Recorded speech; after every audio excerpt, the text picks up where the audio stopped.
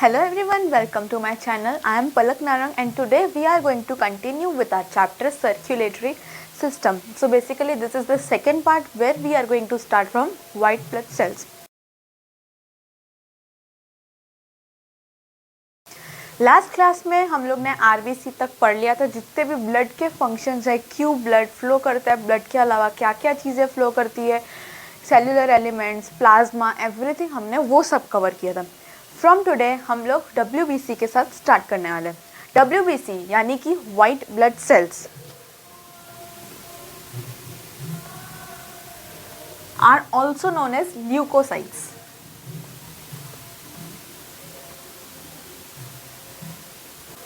WBC are also known as leukocytes. Okay, so इनका जो number है वो 4000 to 8000 पर मिलीमीटर क्यूब होता है.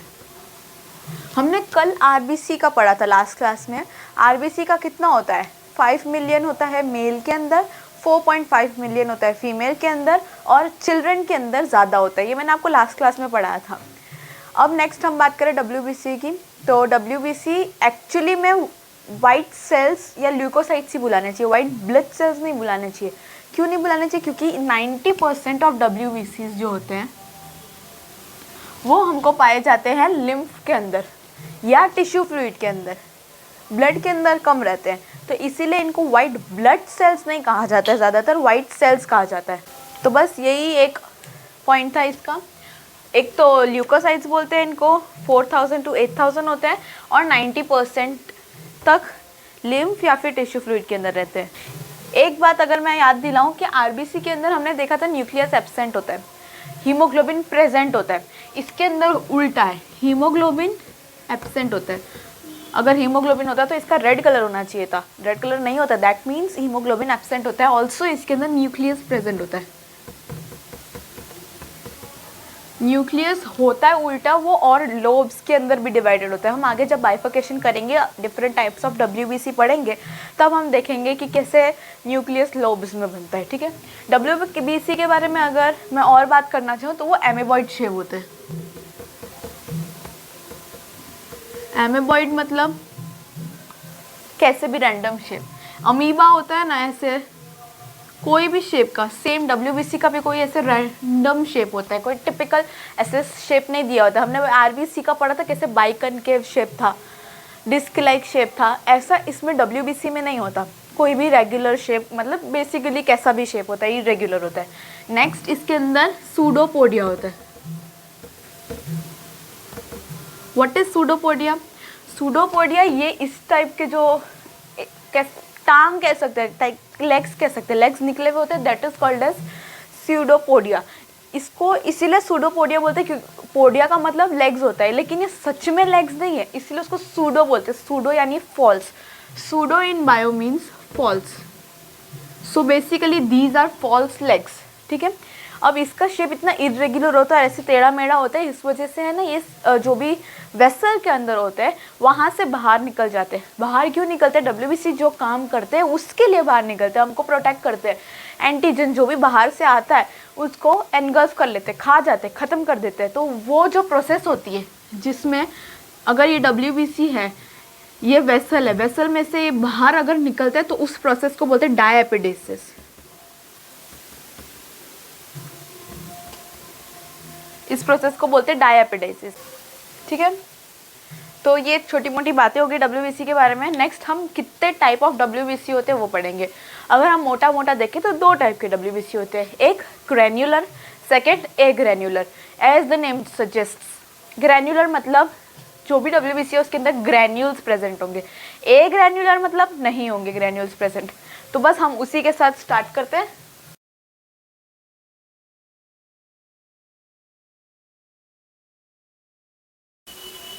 सो अब हम स्टार्ट करते हैं टाइप्स ऑफ WBC में. सबसे पहले 3 जो मैं लिखूंगी they are going to be granular, next to agranular. Okay. First neutrophil, eosinophils, basophils, अभी ए ग्रैन्युलर, लिम्फोसाइट्स, मोनोसाइट्स। अगर आप पैटर्न देखो तो न्यूट्रोफिल, इओसिनोफिल, बेसोफिल, लास्ट में फिल फिल फिल आ रहा है वो ग्रैन्युलोसाइट्स में। ए ग्रैन्युलोसाइट्स में लास्ट में क्या क्या आ रहा है, साइट और साइट। ठीक है, ये टाइप्स ऑफ डब्ल्यूबीसी हो गए, neutrophil, eosinophil, basophil, lymphocyte, monocyte. अब इस सबके परसेंटेज भी है, परसेंटेज है, उसके बाद इनके फंक्शंस है, ये क्या क्या करते हैं वो सब है। ये पूरी की पूरी आपको टेबल भी दी हुई है। 62%, 2.3%, 0.4%, 30 ऊपर हो गया,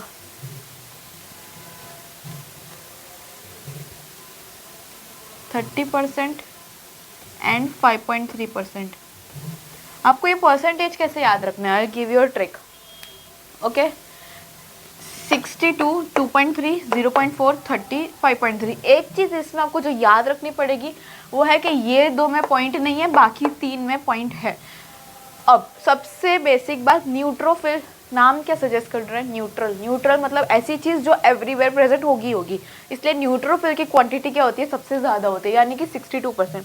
अब हम इस 4 को कंसीडर करके चलेंगे। बेसोफिल, बेस में कितने नंबर होते हैं, बेसो मतलब बेस में कितने अल्फ़ाबेट होते हैं, 4, तो ये 4 आएगा इधर, 0.4। ठीक है, 4 के पहले क्या आता है, 3, तो 4 के पहले 3, इधर भी 3।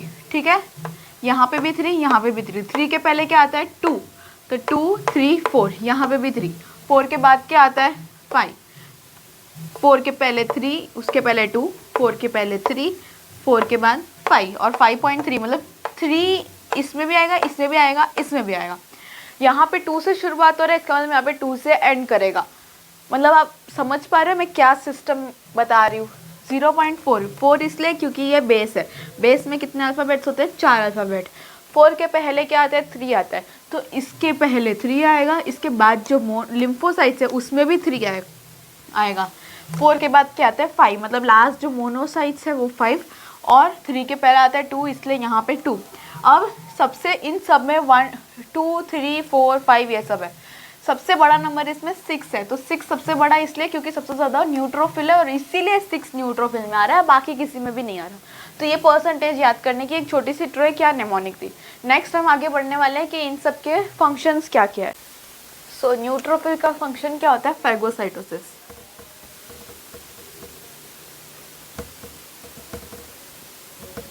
फैगोसाइटोसिस मतलब कोई भी फॉरेन जो ऑब्जेक्ट है, फॉरेन जो टॉक्सिन है जो बॉडी के अंदर आ रहा है उसको खा जाता है कौन, न्यूट्रोफिल। उस प्रोसेस को हम बोलते हैं फैगोसाइटोसिस। ठीक है, ये फंक्शन होता है न्यूट्रोफिल का। इओसिनोफिल का फंक्शन क्या होता है, मतलब वो एलर्जी से रिलेटेड होता है। न्यूट्रोफिल का फंक्शन होता है फैगोसाइटोसिस, वो फैगोसाइटोसिस करता है। इओसिनोफिल वो एलर्जी से रिलेटेड होता है। बेसोफिल क्या करता है, वो हिस्टामिन सिक्रीट करता है।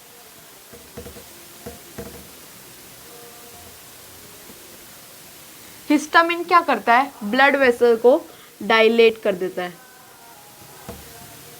कोई भी ब्लड वेसल को डायलेट कर देता है। ये किसका काम होता है, बेसोफिल का काम होता है। नेक्स्ट आता है लिम्फोसाइट्स। लिम्फोसाइट्स क्या करते हैं, एंटीबॉडीज प्रोड्यूस करते हैं, ये बहुत इंपॉर्टेंट है।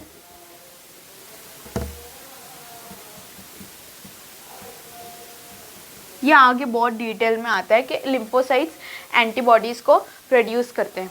ठीक है, और मोनोसाइट्स जो लास्ट बचता है वो इंजेस्ट जर्म्स। ये इसके सिर्फ फंक्शंस हो गए।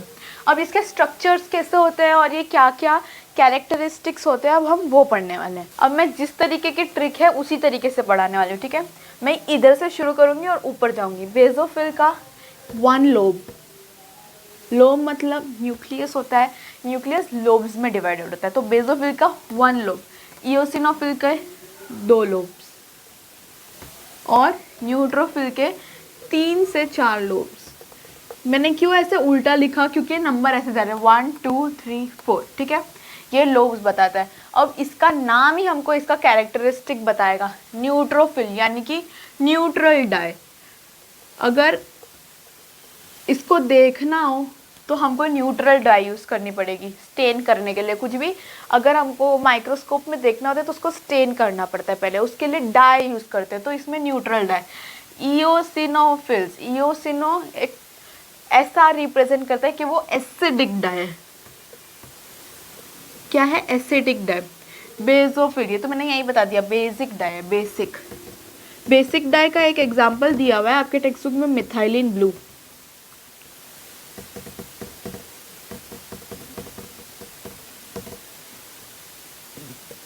ये है neutral dye, acidic dye, basic dye. Basic dye में मिथाइलिन ब्लू। लिम्फोसाइट जो होते हैं उसका वो स्मॉलेस्ट होते हैं, और मोनोसाइट्स होते हैं वो किडनी शेप न्यूक्लियस के होते हैं।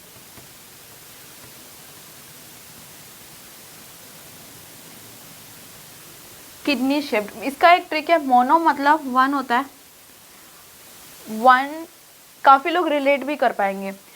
मोनो यानी वन, वन मतलब हमारे पास वन किडनी है। नहीं भाई हमारे पास तो दो किडनी होती है। नहीं यार, जिनके पास आईफोन होता है उनके पास एक ही किडनी होती है, तो ये सिर्फ आईफोन वालों के लिए, वही लोग रिलेट कर पाएंगे। तो मोनो यानी वन, वन किडनी किनके पास है? जिनके पास आईफोन है। आईफोन में क्या आता है इधर? वन, आई मतलब आई वन, एक ही टाइप का समझ लो, थोड़ा सा ऐसा भी, ठीक है। तो ये टाइप्स ऑफ WBC हो गए, इनको लर्न कर लो। आई मीन लर्न मत करो, इसको अच्छे से समझ लो, क्योंकि ट्रिक्स मैंने ज़्यादा हद तक बता ही दिए, तो लर्न करने में प्रॉब्लम नहीं होनी चाहिए, ठीक है। नेक्स्ट पढ़ते हैं।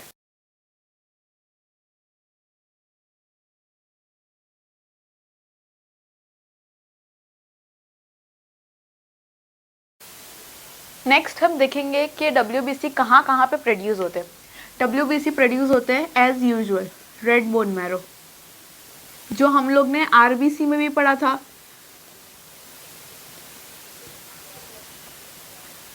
RBC में भी सेम बोन मैरो, इसमें भी बोन मैरो, इसमें लिवर, स्प्लीन, स्प्लीन के अलावा red bone marrow, liver, spleen, हाँ ठीक है। और कुछ रह गया? और एक लिम्फ नोड, ये एक अलग है, ठीक है। यहाँ पे WBC प्रोड्यूस होते हैं।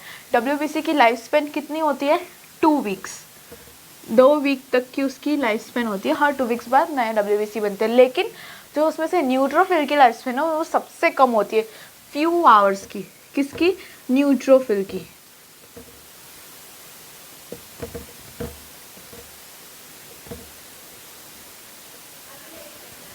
न्यूट्रोफिल क्योंकि सबसे ज़्यादा होते हैं, इसलिए हम इस तरीके से याद रखेंगे कि उसकी लाइफ स्पेन सबसे कम होती है। और इनफैक्ट 125 बिलियन न्यूट्रोफिल्स प्रोड्यूस होते हैं ईच डे। हर रोज़ 125 बिलियन न्यूट्रोफिल प्रोड्यूस होते हैं। बहुत ज़्यादा नहीं हो गया? 125 बिलियन न्यूट्रोफिल्स काफ़ी ज़्यादा होता है।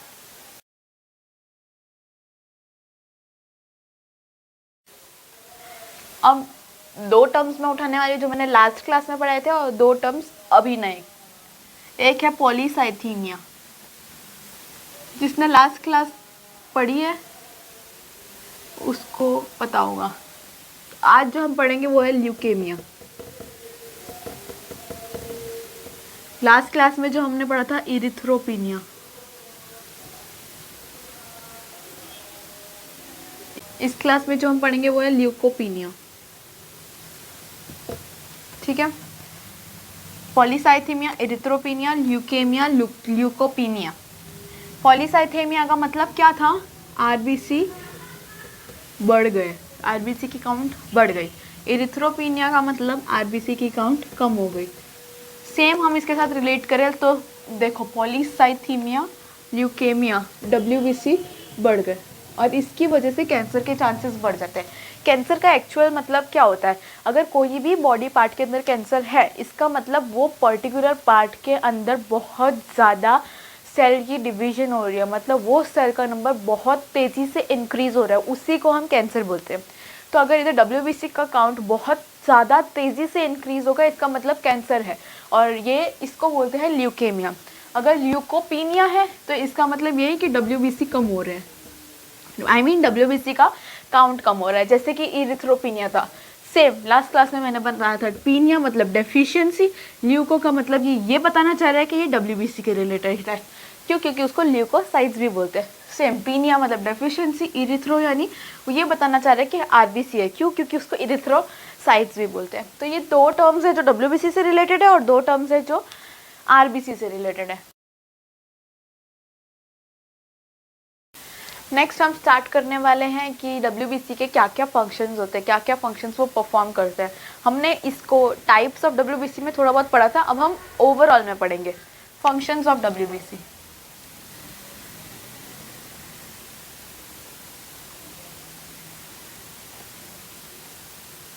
सबसे पहला फंक्शन फेगोसाइटोसिस, जो हम लोग ने न्यूट्रोफिल में पढ़ा था। फेगोसाइटोसिस मतलब क्या होता है कि न्यूट्रोफिल ये काम करते हैं, क्या काम करते हैं कि कोई भी फॉरेन सब्सटेंस जैसे कि बैक्टीरिया, कोई भी डिजीज कॉजिंग ऑर्गेनिज्म जो होते हैं, जो टॉक्सिन्स हम अंदर आ जाते हैं बॉडी में हमारे, वो सबको फॉरेन सब्सटेंस बोलते हैं क्योंकि वो हमारी बॉडी के नहीं है। तो उसको हमारी जो बॉडी की डब्ल्यूबीसीज है वो एनगल्फ कर जाती है, वो खा जाती है। उस प्रोसेस को हम बोलते हैं फेगोसाइटोसिस। ये बेसिकली कौन करता है? न्यूट्रोफिल्स ये वाला काम करते हैं। फेगोसाइटोसिस का काम कौन करता है? न्यूट्रोफिल। क्या होता है? खा जाना। अब अगर हमारे अंदर डब्ल्यूबीसी का काउंट ग्रेटर देन 50,000 हो जाता है पर मिलीमीटर क्यूब, तो उसको हम कंसिडर करते हैं कि हमारे अंदर डेफिनेटली कोई इन्फेक्शन हो गया है, क्योंकि इन्फेक्शन हुआ है और हमको हमारे अंदर कोई फॉरेन बॉडी आई है, तो इसीलिए डब्ल्यूबीसी को प्रोटेक्ट करना है, तो वो डब्ल्यूबीसी का नंबर बढ़ा देता है ताकि बॉडी को ऐसा लग जाए, पता चल जाए कि इन्फेक्शन हुआ है। सेकेंड जो इसका फंक्शन है फेगोसाइटोसिस, पहला फेगोसाइटोसिस है। दूसरा जो फंक्शन है वो है इन्फ्लामेशन। हाँ, ये डब्ल्यूबीसी का फंक्शन है।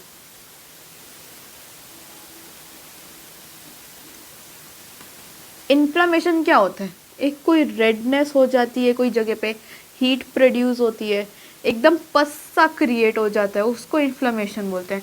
इन्फ्लामेशन क्यों होता है? ताकि वो इन्फेक्शन को रेजिस्ट कर सके। ठीक है, तो पस के अंदर क्या क्या होता है? जो भी हमारी वाइट ब्लड सेल्स होती है वो, और उसके साथ साथ जो भी टिश्यू होते हैं, जहाँ पर इंजरी होती है वो भी इंक्लूडेड होते हैं। तो मैं टिश्यू भी लिख देती हूँ। वाइट ब्लड सेल्स के साथ साथ इंजर्ड टिश्यू जो होते हैं वो बनाते हैं पस। वो वाइट कलर जो सब्सटेंस होता है जो निकलता है उसी को पस बोलते हैं। ठीक है, पहला था फेगोसाइटोसिस और दूसरा है इन्फ्लेमेशन। थर्ड जो फंक्शन है वो है फॉर्मेशन ऑफ एंटीबॉडी।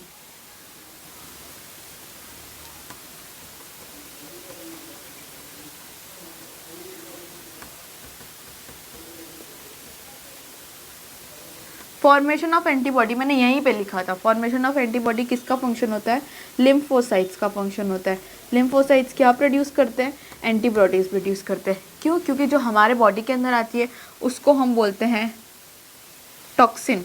टॉक्सिन के अगेंस्ट हमारे अंदर प्रोड्यूस होती है एंटीबॉडीज, जिसके क्या होती है? अगेंस्ट होती है। वो क्या होती है? एंटीबॉडीज होती है। एंटीबॉडीज किसके अगेंस्ट होती है? टॉक्सिन के अंदर होती है। क्योंकि ये टॉक्सिन के अगेंस्ट है इसीलिए इसको और एक चीज़ बोला जाता है, वो है एंटी टॉक्सिन। एंटी मतलब अगेंस्ट, तो टॉक्सिन की अगेंस्ट तो एंटी टॉक्सिन या फिर एंटीबॉडीज भी बोला जाता है। ठीक है, ये 3 फंक्शन है। ये 3 फंक्शन के अलावा और एक बात कि ये इन्फ्लेमेशन की प्रोसेस होती कैसे है। सबसे पहले होता है डायएपिडेसिस। ये है इन्फ्लेमेशन की प्रोसेस। डायएपिडेसिस मैंने बताया था कि डब्ल्यूबीसी को अगर ब्लड वेसल से बाहर निकलना हो तो वो डायएपिडेसिस की प्रोसेस होती है। उसके बाद होता है फेगोसाइटोसिस।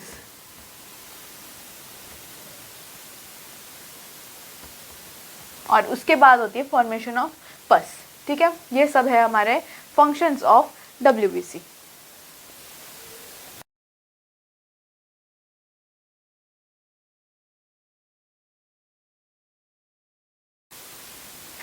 इससे पहले कि मैं दूसरे टॉपिक पे बढ़ूँ जो कि है ब्लड प्लेटलेट्स, मैं आपको एक और बात बताना चाहती हूँ वैक्सीन के बारे में। जो मैंने अभी बताया था टॉक्सिन, एंटी टॉक्सिन, एंटीबॉडीज़, तो वो क्या होता है? सबसे पहले जब हम लोगों को नहीं हुई होती है कोई भी बीमारी, जो भी हम लोगों को 5 साल के पहले जो भी वैक्सीनेशन का होता है ना, कितनी वैक्सीन लगानी है, तो वो क्यों होता है और वो किस तरीके से काम करता है। तो वैक्सीन के अंदर क्या होता है कि for an example XYZ disease है, उसके अगेंस्ट हमको वैक्सीन बनानी है, तो वो XYZ जो भी बैक्टीरिया है उसको हम लोग एकदम नील कर देंगे, मतलब वो काम नहीं करेगा। ऐसा ऑलरेडी वीकेंड बैक्टीरिया होगा या वीकेंड डिजीज कॉजिंग ऑर्गेनिज्म होगा, जिसको हम वैक्सीन के थ्रू बॉडी के अंदर इंजेस्ट करेंगे, जो बॉडी को हार्म नहीं करेगा, लेकिन उससे बॉडी को ये पता चल जाएगा कि ये कोई फॉरेन बॉडी है, इसके अगेंस्ट एंटीबॉडी बना दो। एंटीबॉडी बन जाएगी तो क्या होगा, अगली बार अगर सच में वैसा कोई XYZ disease causing organism slash bacteria अगर हमारी बॉडी के अंदर आता है, तो ऑलरेडी हमारी बॉडी को पता था कि ये है कोई ऐसा जो एग्जिस्ट करते हैं, तो उसके अगेंस्ट ऑलरेडी एंटीबॉडीज हमारी बॉडी के अंदर बनी हुई थी, तो ऑलरेडी बनी हुई है तो वो लड़ सकती है, नहीं तो फिर एंटीबॉडी बनने में टाइम लग जाता है। इसीलिए सबसे पहले बचपन में ही वीकली जो वीक हो जाते हैं ना जो जर्म्स, वीकली जर्म्स को इंजेस्ट कर देते हैं, वीकेंड जर्म्स को, मतलब जो भी जर्म्स होते हैं उसको एकदम वीकन कर दिया जाता है, WEAKEN, वीकन कर दिया जाता है। उसके बाद बॉडी के अंदर इंजेस्ट कर दिया जाता है ताकि हमारी बॉडी को कोई हार्म ना हो, लेकिन एंटीबॉडीज उसके अगेंस्ट बन जाए। ठीक है, ये बात होती है WBC की कंप्लीट। नेक्स्ट हम स्टार्ट करते हैं ब्लड प्लेटलेट्स से।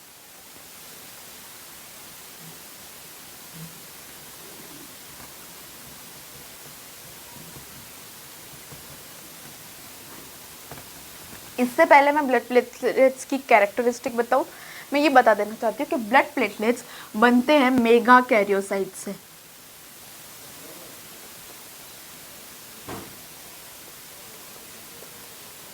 मेगा कैरियोसाइट्स एक बहुत ह्यूज पार्टिकल्स होते हैं जो ब्रेक डाउन हो जाते हैं छोटे छोटे पार्टिकल्स के अंदर, और वो जो छोटे छोटे पार्टिकल्स होते हैं ना, इन्हीं को हम बोलते हैं ब्लड प्लेटलेट्स या फिर थ्रोम्बोसाइट्स। ठीक है, ये एक छोटी सी इन्फॉर्मेशन है। अब हम बात करते हैं ब्लड प्लेटलेट्स की कैरेक्टरिस्टिक के बारे में। सबसे पहली कैरेक्टरिस्टिक ये है कि वो 200,000, मतलब उसका काउंट 200,000 to 400,000 पर मिलीमीटर क्यूब। रिवाइज करते हैं, RBC का मेल के लिए 5, फीमेल के लिए 4.5 मिलियन चिल्ड्रन का ज़्यादा होता है, WBC का 6,000 to 8,000, इसका ब्लड प्लेटलेट्स का 200,000 to 400,000 पर मिलीमीटर क्यूब। ठीक है, ये स्प्लीन के अंदर डिस्ट्रॉय हो जाते हैं।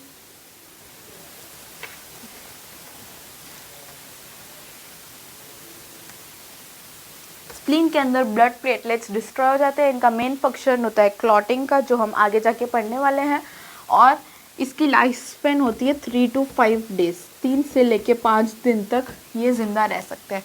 ठीक है, नेक्स्ट हम स्टार्ट करते हैं क्लॉटिंग से।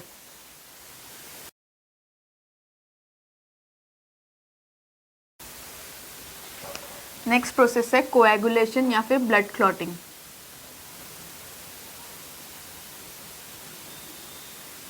कोएगुलेशन एक थोड़ी सी छोटी सी प्रोसेस होती है।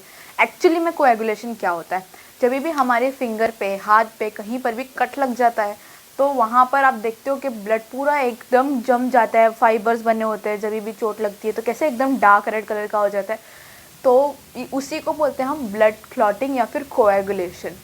वो क्यों होता है, ताकि एक्सेस ब्लड जो है वो बाहर नहीं निकल पाए, स्लैश डिजीज़ जो भी एक्स्ट्रा कॉजिंग ऑर्गेनिजम्स है वो हमारी बॉडी के अंदर नहीं आ पाए, इस वजह से ब्लड क्लॉटिंग की प्रोसेस होती है। इससे पहले मैं ब्लड क्लॉटिंग स्टार्ट करूँ, मैं एक पॉइंट बता देना चाहती हूँ कि ब्लड क्लॉटिंग में ऐसा ज़रूरी नहीं होता है कि एयर का कांटेक्ट हो। पहले ऐसा बहुत बोलते थे कि अगर एयर का कांटेक्ट होता है तो ये ब्लड क्लॉटिंग होती है। क्यों? क्योंकि हमको फिंगर में, हैंड में कहीं पे भी कट लग जाता है तो वहाँ पे ब्लड क्लॉटिंग हो जाती है। तो इसलिए लोगों को ऐसा लगता था कि एयर का जहाँ पे कांटेक्ट, मतलब एयर जहाँ प्रेजेंट हो वहाँ होती है, लेकिन ऐसा नहीं होता। इनफैक्ट हमारी बॉडी के अंदर, ब्लड वेसल्स के अंदर भी कोएगुलेशन की प्रोसेस देखी जा चुकी है। इसलिए ऐसा मत बोलना कि एयर का होना ज़रूरी है कोएगुलेशन की प्रोसेस में, वो नहीं है। अब हम बढ़ते हैं कोएगुलेशन की पूरी प्रोसेस में। ठीक है, अब हमारे पास एक एंजाइम है जिसको बोलते हैं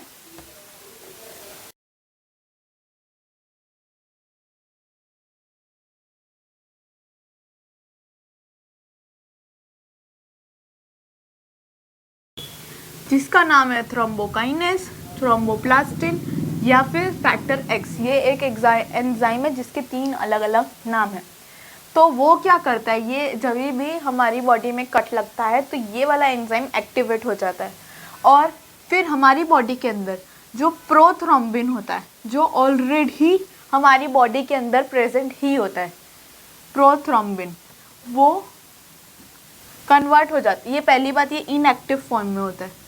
हमारी ब्लड के अंदर ऑलरेडी प्रेजेंट प्रोथ्रोम्बिन जो कि इनएक्टिव फॉर्म में होता है, वो कन्वर्ट हो जाता है थ्रोम्बिन में।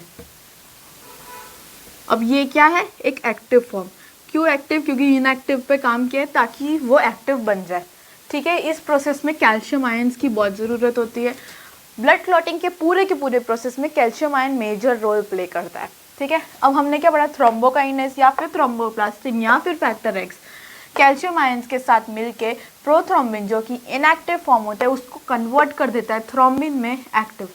प्रोथ्रोम्बिन मतलब प्रो मतलब पहला, थ्रोम्बिन से पहले वाला चीज़, तो प्रोथ्रोम्बिन बाद में कन्वर्ट हो जाता है थ्रोम्बिन के अंदर। ठीक है, अब ये थ्रोम्बिन की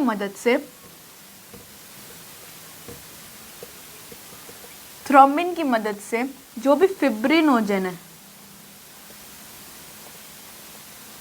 जो ऑलरेडी ब्लड के अंदर सॉल्यूबल हुए हुए होते हैं, बहुत ही इजीली सॉल्यूबल होते हैं, ऑलरेडी सॉल्यूबल हुए हुए होते हैं ब्लड के अंदर, वो कन्वर्ट हो जाते हैं फिब्रिन में जो कि इनसॉल्यूबल होते हैं। कैल्शियम की प्रेजेंस में अब ये जो फिब्रिन होते हैं वो एक बहुत ही ज़्यादा मैश बना देते हैं। क्यों? क्योंकि ये थ्रेड लाइक स्ट्रक्चर्स होते हैं जो प्रेजेंट होते हैं हमारे ब्लड में। I mean वो फॉर्म हो जाता है, फिब्रिनोजन से फिब्रिन की फॉर्मेशन हो जाती है। फाइब्रिन एक थ्रेड लाइक स्ट्रक्चर होता है। कभी भी आपको चोट लगती है तो वहाँ पे एक फाइबर्स जैसे है ना, ऐसे थ्रेड बना के एकदम मैश हो जाता है पूरा, अगर आपने नोटिस किया हो तो वो फिब्रिन की वजह से होता है। ठीक है, प्रोथ्रोम्बिन कन्वर्ट हो जाता है थ्रोम्बिन के अंदर, थ्रोम्बोकाइनेस, थ्रोम्बोप्लास्टिन, फैक्टर एक्स की मदद से। अब ये थ्रोम्बिन क्या मदद करता है, फिब्रिनोजन को कन्वर्ट होने के लिए फिब्रिन में। ठीक है, आपने देखा हो ये टी टी टी टी और ये एफ एफ। ठीक है, ये याद रखना। I am repeating it again. Prothrombin will convert into thrombin in the presence of thrombokinase / thromboplastin / factor X. Now this, with the help of this thrombin, fibrinogen will convert into fibrin which is a thread-like structure and thus clot is formed. ठीक है, ये है process of coagulation. अब मैं आपको एक बात बताऊं, मैंने लास्ट क्लास में बताया था ब्लड प्लाज्मा होता है उसके अंदर as well as cellular components होते हैं, सेल्यूलर कंपोनेंट्स। ठीक है, सेल्यूलर कंपोनेंट्स के अंदर क्या क्या होता है, आरबीसी, डब्ल्यूबीसी, ब्लड प्लेटलेट्स। ठीक है, प्लाज्मा के अंदर जो भी वाटर कंपोनेंट वगैरह वगैरह जो भी होता है। प्लाज्मा में फिब्रिन, पहले फिब्रिनोजन था, अब फिब्रिन बन गया, वो भी प्लाज्मा के अंदर था। मैंने एक और बात बताई थी कि पहले इसके अंदर ब्लड सेल्स होते हैं तो ये क्लॉट बनाते हैं। ठीक है, मैंने पहली बात बताई थी जो भी क्लॉटिंग के लिए यूज़ होते हैं, फाइब्रिन और ब्लड प्लेटलेट्स, दो चीज़ क्लॉटिंग के लिए यूज़ होती है, तो वो क्लॉट बना देती है। इसके अलावा जो भी प्लाज्मा बचता है वो क्या होता है, सीरम। ये मैंने लास्ट क्लास में बताया था, plasma minus clotting factors is serum. तो सेल्यूलर कंपोनेंट्स और फाइब्रिन ये दोनों मिलके क्लॉट बना देते हैं। फाइब्रिन प्लाज्मा के अंदर प्रेजेंट होता है। क्यों प्लाज्मा के अंदर प्रेजेंट होता है? क्योंकि ऑलरेडी जो फिब्रिनोजन होता है उसके पहले वो सॉल्यूबल होता है प्लाज्मा के अंदर ही, और जो बचा हुआ होता है वो होता है सीरम। अगर मैं इसी चीज़ को डायग्राम के साथ रिप्रेजेंट करना चाहूँ तो अगर ये एक टेस्ट ट्यूब है, यहाँ पे जितना भी है सब क्लॉट बन गया है, ये तो ये जो बचा होगा वो होगा सीरम। ये है क्लॉट। क्लॉट में क्या क्या यूज़ हुआ है, प्लाज्मा में से fibrin as well as cellular components. ठीक है, अब अगर ब्लड प्लेटलेट्स का काउंट कम हो जाता है तो जो कि यूजुअली वायरल डेंगू फीवर के टाइम पर होता है, तो इसका मतलब ये है कि उसको हम हेमोरेज बोलते हैं। हेमोरेज की प्रॉब्लम होती है जब ब्लड प्लेटलेट्स का काउंट बहुत ज़्यादा कम होने लगता है, जो कि कब होता है, वायरल डेंगू फीवर के टाइम पे। तो ये कंप्लीट होता है हमारा ब्लड प्लेटलेट्स के बारे में और कोएगुलेशन के बारे में।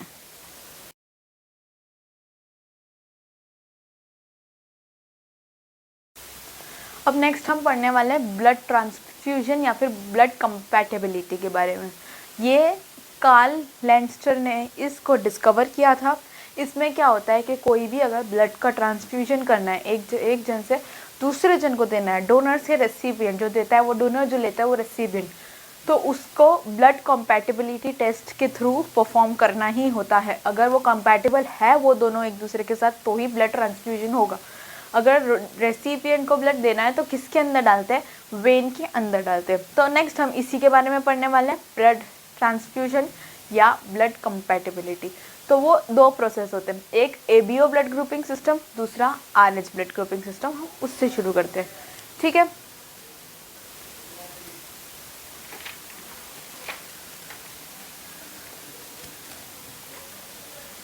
सबसे पहले हम पढ़ेंगे एबीओ ब्लड ग्रुपिंग सिस्टम। उसका सबसे पहले मैं आपको बता देती हूँ कि प्रोसेस क्या होता है। ये एक आरबीसी है, ठीक है। आरबीसी के ऊपर एंटीजन प्रेजेंट होता है। सभी के बॉडी में आरबीसी के ऊपर एंटीजन प्रेजेंट होता है, और जो आरबीसी के ऊपर प्रेजेंट होता है एंटीजन, उसके अलावा एक एंटीबॉडी प्रेजेंट होती है ब्लड के अंदर, ठीक है।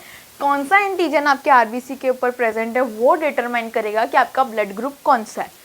अगर मेरा ब्लड ग्रुप है ए, तो एंटीजन जो आरबीसी में प्रेजेंट होगी वो होगी एंटीजन ए। एंटीबॉडी जो ब्लड के अंदर प्रेजेंट होगी वो होगी एंटी बी।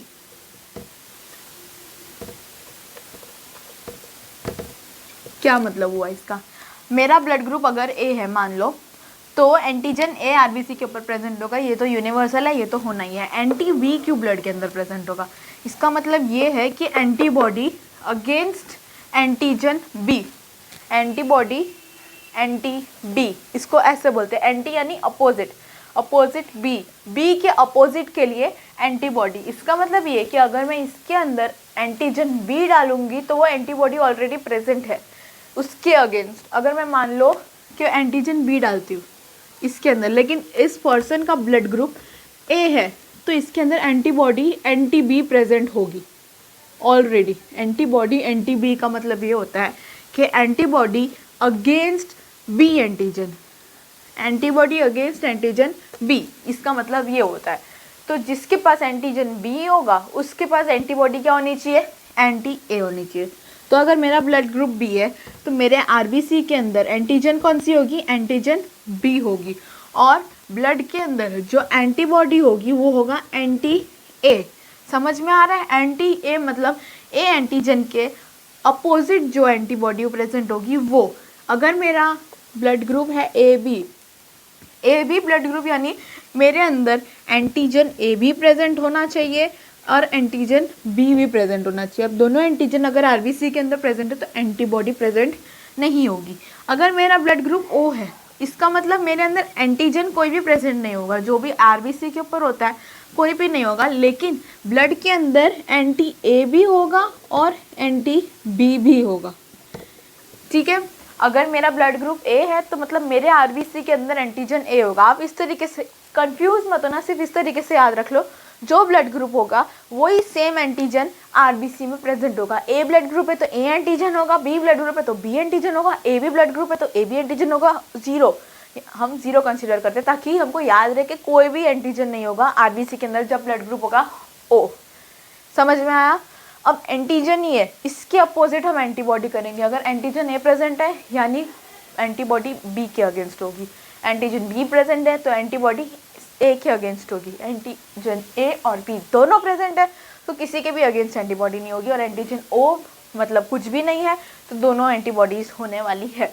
ये इस तरीके से हम पता करते हैं कि आपकी ब्लड ग्रुप क्या है और कौन सा एंटीजन और एंटीबॉडी प्रेजेंट है। अब कौन किसको अपना ब्लड दे सकता है तो कैसे पता चलेगा? ओ जो होता है ये तो सबको पता होगा कि ओ पॉजिटिव सबको देता है और ए भी सबसे एक्सेप्ट करता है। ओ ए को भी दे सकता है, ओ ए बी को भी दे सकता है, ओ बी को भी दे सकता है, ए बी को देता है, बी भी ए बी को देता है। ये कैसे बना? देखो, अगर मैं ओ का ब्लड ग्रुप ए बी के अंदर डाल दूंगी, ओ के ब्लड ग्रुप में कोई भी एंटीजन नहीं है, ए बी के ब्लड ग्रुप में कोई भी एंटीबॉडी नहीं है, तो अगर मैं ओ का ब्लड ग्रुप ए बी में डाल दूंगी तो क्या हुआ, ये कोई भी एंटीजन नहीं है ओ में, ये ए बी का ब्लड है और ये मैंने ओ का डाला तो एंटीजन कोई भी नहीं है, तो ये एक्सेप्ट कर लेगी बॉडी क्योंकि एंटीबॉडी है ही नहीं इसके अगेंस्ट, ऑलरेडी एक्सेप्टेड चीज़ है। अब मान लो ओ को अगर मैं बी में डालूँ तो बी में एंटी ए नहीं होगा, सिर्फ एंटी बी होगा, वो भी एक्सेप्ट कर लेगी।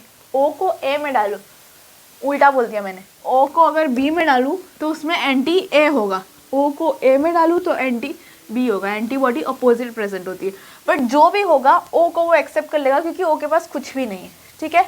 अब मैं ए को अगर ए बी में डालती हूँ, ये हम सारे कंसीडर कर रहे हैं कि केसेस क्या क्या होंगे।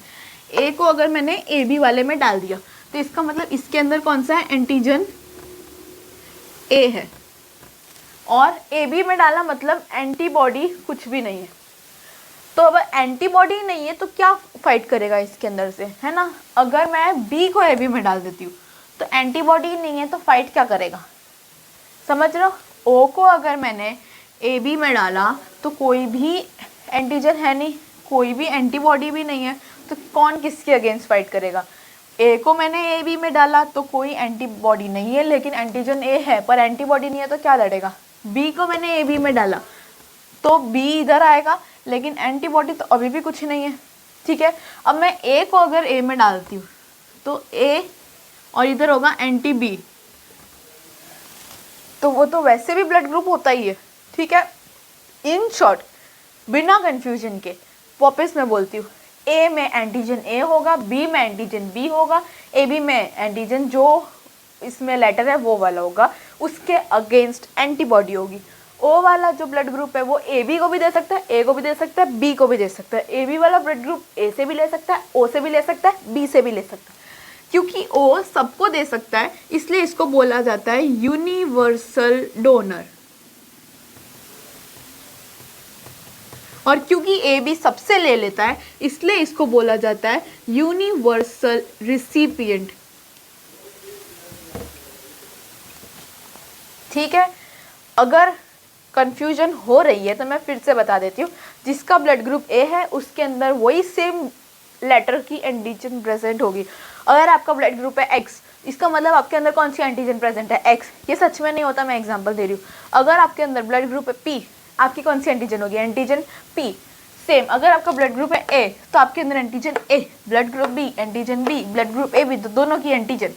अब आपको अगर एंटीबॉडी याद नहीं रखनी तो मत रखो, क्यों, क्योंकि इसका एग्जैक्ट अपोजिट है। जो एंटीजन है उसके अगेंस्ट हमको एंटीबॉडी बनानी है, एंटीजन ए तो एंटी बी, ठीक है।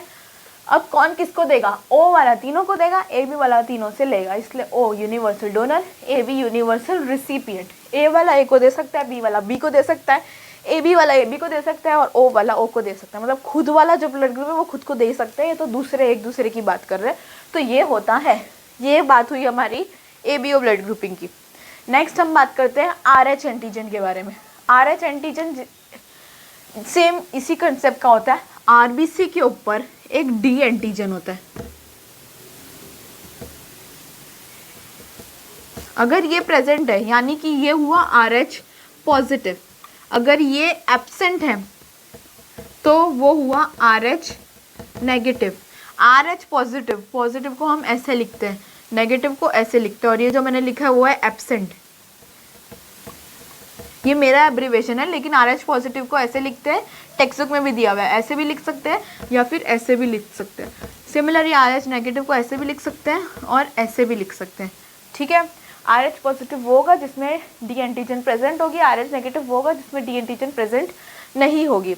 अब क्या होता है, अगर मान लो हम लोग ने ऐसा कोई इंसान लिया जो आर एच नेगेटिव है, उसको ब्लड चाहिए, अगर हमने उसके अंदर आर एच पॉजिटिव वाला ब्लड ग्रुप डाल दिया, हमने आर एच पॉजिटिव वाला ब्लड ग्रुप ऐसे में डाल दिया जो आर एच नेगेटिव हो, तो वो आर एच पॉजिटिव वाले एंटीजन के अगेंस्ट एंटीबॉडी बना देगा और वो नहीं काम करेगा। ये आर एच पॉजिटिव वाला नहीं काम करेगा क्योंकि वो उसके अगेंस्ट एंटीबॉडी बना देगा और ये पूरा ब्लड एक दूसरे से लड़ता रहेगा और फिर डेथ की चांसेस हो सकती है। सेम ये केस होता है मदर की प्रेगनेंसी के टाइम पे। अगर मान लो जो मदर है वो आर एच नेगेटिव है और जो फादर है वो आर एच पॉजिटिव है, तो अगर दोनों की मैरिज हुई, उनका जो चाइल्ड होगा वो होता है आर एच पॉजिटिव, क्योंकि ये पॉजिटिव है डेड और पॉजिटिव डोमिनेंट होता है, तो पॉजिटिव चाइल्ड होगा उनका। अब पॉजिटिव चाइल्ड यानी ब्लड पॉजिटिव वाला नेगेटिव वाली मॉम के अंदर, जो इसमें केस था पॉजिटिव वाला हमने नेगेटिव वाले के अंदर पेशेंट में डाल दिया था, तो मॉम क्या करेगी, उसके अगेंस्ट एंटीबॉडीज बना लेगी। किसके अगेंस्ट? RH पॉजिटिव के अगेंस्ट एंटीबॉडी बना लेगी। अब अगर जब इनका दूसरा बच्चा होगा वो भी पॉजिटिव होगा, वो सर्वाइव ही नहीं कर पाएगा, क्योंकि वो वाला नेगेटिव वाली एंटीजन उसके अंदर ऑलरेडी पॉजिटिव के लिए एंटीबॉडीज बनी हुई होगी। तो क्या करते हैं, पॉजिटिव वाला बच्चा पैदा हो जाता है, उसके तुरंत बाद एक इंजेक्शन वैक्सीन उन लोगों को दे देते हैं, इंजेक्शन दे देते हैं, जो इसके एंटीबॉडीज़ जो बन चुकी होती है उसके अगेंस्ट काम करेगी। मतलब कि नेगेटिव मम्मी पॉजिटिव पापा, बच्चा जो हुआ वो पॉजिटिव हुआ, क्योंकि पॉजिटिव बच्चा हुआ इसलिए मम्मी के अंदर एंटीबॉडीज़ बन गई। तो डॉक्टर ने क्या किया, वो एंटीबॉडीज़ के अगेंस्ट एक इंजेक्शन डाल दिया, तो ये एंटीबॉडीज़ मर जाएगी। अब जब दूसरा बच्चा होगा जो पॉजिटिव होगा वो भी सेफ पैदा होगा, क्योंकि अगर इंजेक्शन नहीं होगा तो दूसरा बच्चे के चांसेस बहुत ज़्यादा है कि उसको अबॉर्ट करना ही पड़ेगा, क्योंकि वो जी नहीं सकता। ये एंटीजन एंटीबॉडी का इम्पॉर्टेंट होता है रोल, इसीलिए कभी भी जो भी RH पॉजिटिव होते हैं उनका ब्लड RH नेगेटिव को नहीं दिया जाता। इसीलिए एक और बात, RH पॉजिटिव वाला, मतलब मान लो मैं O पॉजिटिव बोल रही हूँ, वो यूनिवर्सल डोनर नहीं होते जो हम लोगों को ऐसा लगता है। O नेगेटिव यूनिवर्सल डोनर होते हैं, क्योंकि नेगेटिव वाला में एंटीजन नहीं होती है, तो एंटीजन नहीं होता है तो वो किसी को भी ब्लड डोनेट कर सकते हैं। ये अगर सिर के ऊपर से जा रहा है तो रहने दो, ये इतना इंपॉर्टेंट नहीं है जो मैंने लास्ट में बोला। अभी तक मैंने जो भी बोला वो सब इंपॉर्टेंट है, वापस एक बार मैं ये रिवाइज कर लेती हूँ। अगर आपका ब्लड ग्रुप A है तो आपके अंदर एंटीजन A है आपके RBC के ऊपर। अगर आपका ब्लड ग्रुप B है तो आपके RBC के ऊपर एंटीजन B है। अगर आपका ब्लड ग्रुप AB है तो आपके RBC के ऊपर एंटीजन A और एंटीजन B भी है। जो एंटीबॉडी है वो इसके एग्जैक्टली अगेंस्ट काम करेगी। A है तो एंटी B, B है तो एंटी A, ठीक है। अब कौन किसको दे सकता है, O वाला सबको दे सकता है, AB वाला सबसे ले सकता है। अगर आपको ये याद नहीं रहता ना कि कौन किसको दे सकता है, तब इसका डायग्राम याद कर लो। O सबको देगा इसलिए वो यूनिवर्सल डोनर, AB सबसे लेगा इसलिए वो यूनिवर्सल रेसिपिएंट। RH फैक्टर की बात करें तो RH पॉजिटिव होता है और RH नेगेटिव होता है। जिसके ऊपर D एंटीजन प्रेजेंट होती है वो RH पॉजिटिव होता है, जिसके ऊपर D एंटीजन प्रेजेंट नहीं होती है वो RH नेगेटिव होता है, जिसको हम ये वाले सिंबल से रिप्रेजेंट करते हैं। अगर हम RH पॉजिटिव वाला जो ब्लड है वो RH नेगेटिव वाले के अंदर डाल देंगे तो फिर प्रॉब्लम हो जाएगी, क्योंकि एंटीबॉडीज़ का क्रिएशन हो जाएगा और फिर this may lead to death. Same goes with mother and son और डॉटर रिलेशनशिप। अगर मदर नेगेटिव है पापा पॉजिटिव है तो मदर पॉजिटिव चाइल्ड पैदा करेगी, जिस वजह से मदर के अंदर एंटीबॉडीज़ बन चुकी होगी RH एंटीजन के अगेंस्ट, और इस वजह से जो सेकेंड बेबी होगा उसको अबॉर्ट करना पड़ेगा। इसको हम लोग प्रिवेंट करना चाहें तो हम उसको क्या करेंगे, मदर को इंजेक्शन दे देंगे ताकि वो एंटीबॉडी के अगेंस्ट काम कर सके और जो सेकेंड बेबी है वो सेफ रहे। With this we have completed जो छोटी मोटी चीज़ें होती है सर्कुलेटरी सिस्टम की, वो सब। नेक्स्ट क्लास में हम स्टार्ट करेंगे लिटरली एक सर्कुलेटरी सिस्टम, पूरा हार्ट कहाँ से किधर ब्लड जाता है, कौन क्या करता है, ये सब डिटेल में हम पढ़ने वाले हैं नेक्स्ट क्लास से। इस क्लास तक हमने जितने भी सेल्यूलर एलिमेंट्स हैं उनकी डिटेल है, प्लाज्मा वगैरह सब कंप्लीट कर दिया। I will see you in the next class. तब तक ये जितना भी अभी तक मैंने पढ़ाया है रीड करके रखना उसको, नहीं तो ये अगर नहीं पढ़ोगे तो ये पूरा का पूरा वॉश आउट हो जाएगा। ये सब एक्सप्लेनेटरी है, लर्निंग इसमें कुछ नहीं है। जो लर्निंग था जैसे कि WBC में किस टाइप के होते हैं वगैरह, उस सब की मैंने आपको ट्रिक्स बता दी, तो उसको लर्न करने में मतलब देर नहीं लगेगी, वो याद रह जाएगा। इसको समझ के करना है, इसको लर्न बिल्कुल भी मत करना। अगर इसको लर्न करने लगोगे तो हो गया, फिर ख़त्म। फिर एक्सपेक्ट मत करना कि ये लाइफ टाइम याद रहेगा। खाली ये O पॉजिटिव O नेगेटिव वाला नहीं समझ में आया तो रहने दो, बाकी सब कुछ रीड करके आना। नेक्स्ट लेक्चर में मिलेंगे जहाँ पे हम लोग सर्कुलेटरी सिस्टम का डिटेल करेंगे, कहाँ पे हार्ट का स्ट्रक्चर पढ़ेंगे, ब्लड किधर से किधर जाता है, आर्टरी वेन, ये सब चीज़ें पढ़ेंगे। Thank you.